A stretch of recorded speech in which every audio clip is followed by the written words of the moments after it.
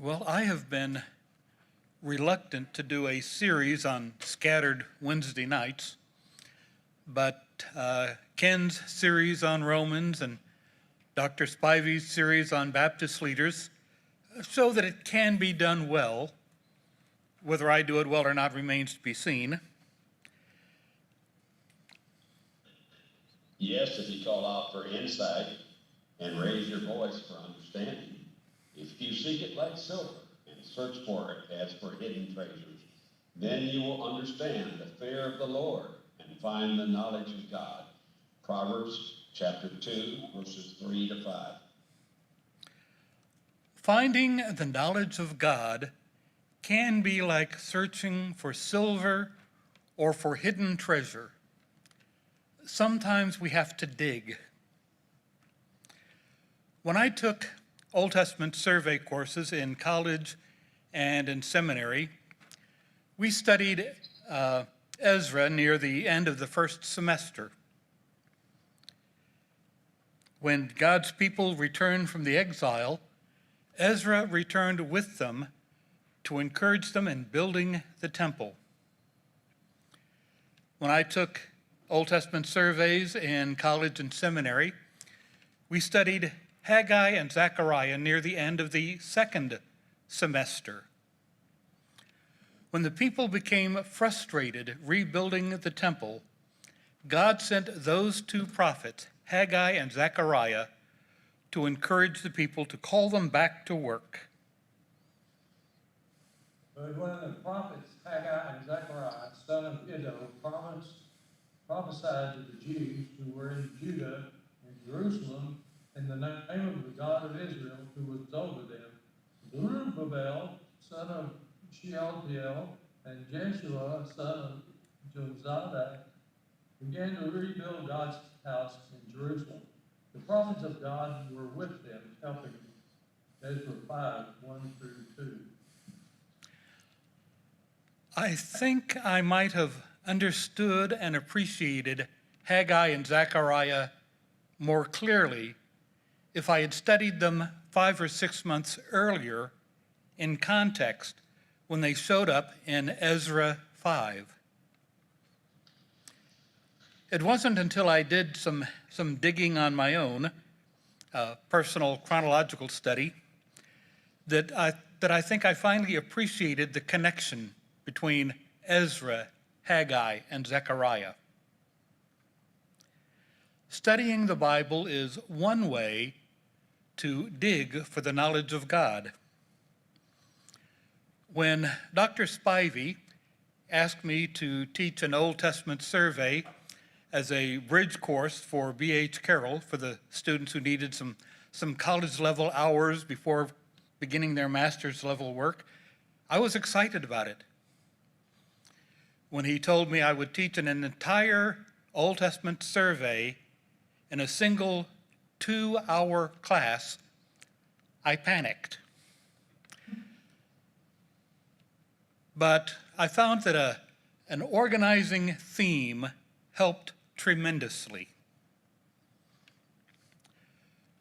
Sometimes between projects, I will roam the shelves of a nearby library, just glancing at titles, looking for something to interest me.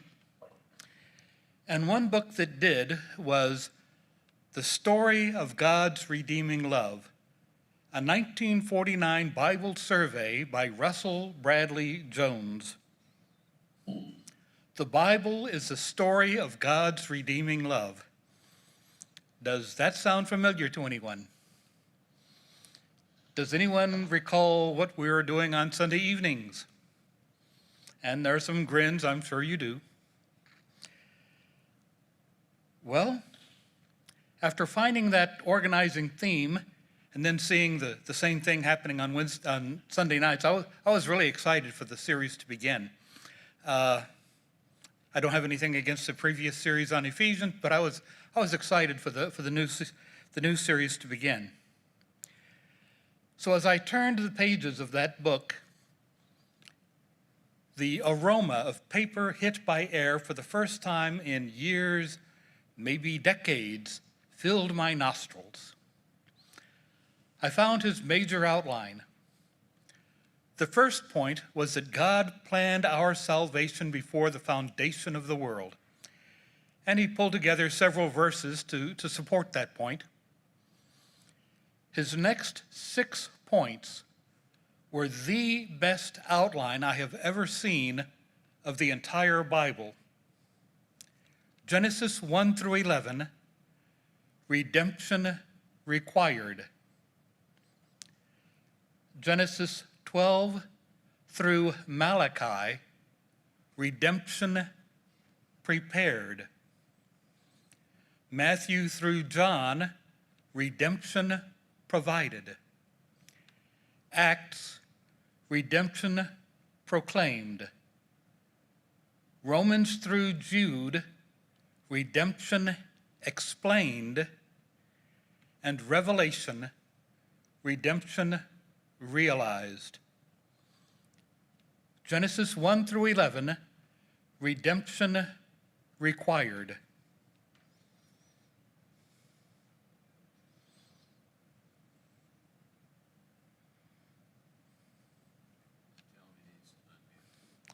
God created the heavens and the earth and placed man, the crown of his creation, in a garden. All we really need to be happy is a loving relationship with him. But man became a sinner, so redemption is required. Even when given a second chance after the flood, we still sin. We cannot save ourselves. Genesis 12 through Malachi, redemption prepared. This preparation includes selecting a family to bear the coming Redeemer. It includes foreshadowing our redemption from sin and the deliverance from Egypt and the sacrificial system. It includes prophecies telling us what to expect when the Redeemer comes. It includes much more. Matthew through John, redemption provided. Jesus, our Redeemer, was born miraculously. He lived sinlessly, died vicariously, and rose gloriously. Acts, redemption proclaimed. The gospel first reaches Jews in Jerusalem and Judea. It reaches the Samaritans. Then it enters strongholds of pagan worship such as Ephesus and Philippi. It even carried to Rome, the pagan capital of the world. Romans through Jude, redemption explained. As the church grew, conflicts and questions arose. How were Christians to respond? Revelation, redemption realized. One day, Jesus, our Redeemer, will reign. We will enjoy his reign forever. On Sunday nights, for about a year, we will be looking at the stories of redemption in some detail. The Wednesday night series that I mentioned earlier that I was reluctant to do, but decided, thanks to Ken and Dr. Spivey, that it can be done, is going to be a bit faster. We're going to be taking a big picture look at several books at a time. So tonight we're going to be looking at Genesis 1 through 11, Job, Genesis 12 through Deuteronomy. And no, we're not going to go into very much detail on any of those. The first 5 books of the Bible can each stand alone, but together they form a larger unit, a larger unity. The Hebrews call them the Torah, which can be translated as teaching or instruction. We generally call them the law. We notice that throughout history, the Torah seems to have a special place in the hearts of Jews, even beyond what the prophets hold. Here, God reveals himself as creator. the only true God. When man becomes a sinner, God promises a Redeemer. He foreshadows redemption from slavery to sin by redeeming his people from slavery in Egypt. He spent 40 years redeeming his people to himself through the law, the sacrifices, and repeated instructions to be holy because he is holy, which foreshadows our redemption to himself through grace, by grace through faith. Genesis 1 through 11 reveals that man is a sinner. He cannot save himself. God created everything we needed to be happy, but man chose to become a sinner. Eventually, the Lord saw that the wickedness of man was great in the earth, and that every intention of the thoughts of his heart was only evil continually. Genesis 6:5. God was not surprised. He had already promised in Genesis 3:15 that he would send a Redeemer. God told the serpent, I will put enmity between you and the woman, and between your offspring and her offspring. He shall bruise your head, and you shall bruise his heel. Genesis 3:15. God judges sin in the flood and gives humanity a second chance, but we continued to sin. We cannot save, we cannot redeem ourselves. Now, you may be surprised to know that we are going to look at Job before we look at Genesis 12 through 50. Chronologically and theologically, Job fits between Genesis 11 and Genesis 12. An exemplary man, possibly the best man in the world, is blameless before men, but in God's presence, even he had to admit his unholiness and his need for a Redeemer. I have heard reports about you, and now my eyes have seen you. Therefore I reject my words, and I'm sorry for them. I am dust and ashes. Job 42, verses 5 and 6. Suffering tends to lead us to questions and commitments. Suffering people tend to ask, why? Answers that seem simple when the question is academic are not so satisfying when the suffering is real. Suffering people tend to make commitments either to turn to God or away from God. Job questions God, but he continues to be exemplary because he turns to God. In Genesis 12 through 50, God calls Abram to start a family that will eventually produce a nation that will be separate from all others. As for me, here is my covenant with you. You will become the father of many nations. Genesis 17:4. One of these nations will be the nation of Israel. The Redeemer will come through this nation, through this family. The selection of this family and their redemptive mission is confirmed to Isaac, Jacob, and Jacob's sons.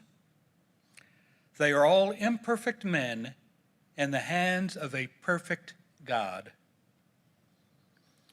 God's promises to Abraham include the promise to bless all nations through him, a promise that will be fulfilled in Jesus, the Savior the Redeemer. In Exodus, God redeems his chosen people from slavery to Egypt, one of the great powers of the ancient world. Exodus foreshadows our redemption from slavery to sin. God redeemed his chosen people to himself through the law, the tabernacle, the sacrifices. They are separate from all other people in how they worship and how they administer justice. Redeeming love calls for separation from the world. Exodus foreshadows how God redeems us to himself by grace through faith. In Leviticus, God promises, I will walk among you and will be your God, and you shall be my people. Leviticus 26:12. As a consequence of this promise, God instructs the people and the priests to be holy because he is holy. The ceremonial laws for sacrifices and purification set God's people apart from all others in how they worship. The civil laws with an ethical purpose set God's people apart from all others in how they administer justice. To be holy is to be set apart. Some people today mock the ethical purpose in God's law. If anyone injures his neighbor, as he has done it shall be done to him. Fracture for fracture, eye for eye, tooth for tooth. Whatever injury he has given a person shall be given to him. Leviticus 24:19-20. Modern people may consider this barbaric. Some of them will say an eye for an eye and a tooth for a tooth will leave the world blind and toothless. But they don't compare it to the laws of the ancient world. In ancient law, if a person lost an eye, he could demand both eyes of his attacker. If a tooth was knocked out, he could knock out 5 of his attacker's teeth. In the eyes of the ancient world, an eye for an eye was not a prescription for justice. It was a limitation on vengeance, and it was a significant improvement in the world. In Numbers, God calls his people to order. The Greek name, which is translated Numbers, is for the nation being numbered, being counted twice in the book. The Hebrew name translates in the wilderness. It describes the people's journey from Sinai to the Jordan. God condemned a faithless generation to wander for 40 years on an 11-day journey. He raised up a new generation to follow his leading in the pillar of cloud, the pillar of fire, and his revelation through Moses. And before my other team members panic, I'm going to throw in something here that I deleted, and I'm going to throw it back in. When I was a child competing in sword drills, the longest verse that we had to memorize was 1 Corinthians 10:13. There hath no temptation taken you but such as is common to man. But God is faithful, who will not suffer you to be tempted above that ye are able, but will with the temptation make a way to escape, that you may be able to bear it. And I see some people nodding. That was probably the longest verse some of you had to memorize too. If you take a look at 1 Corinthians 10, if you go back to verse 6, you'll find the context is the book of Numbers. The events that happened to God's people in the book of Numbers happened for our edification, we are told in 1 Corinthians 10.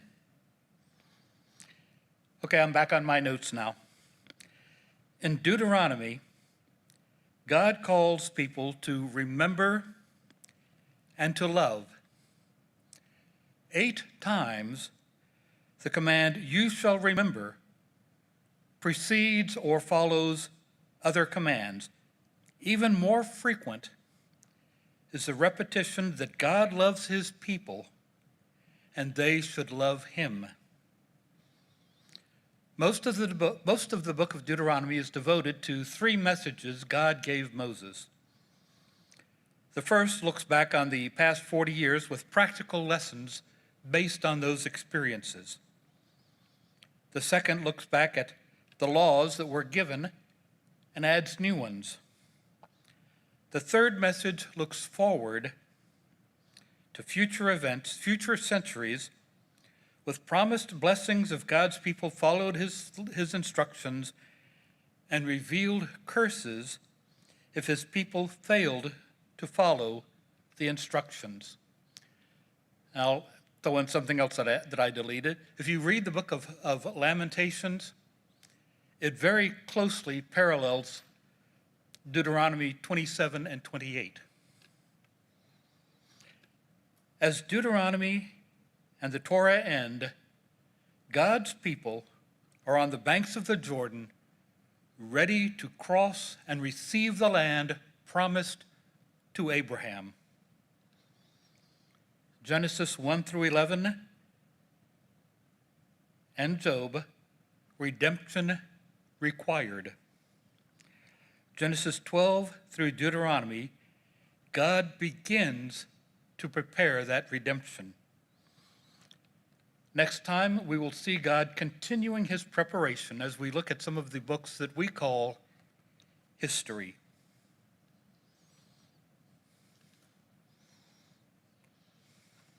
At this time, should we look at our prayer list? Our missionaries are North American Mission Board, Colorado, Jonathan Hoagland; Maine, Stephen Weber;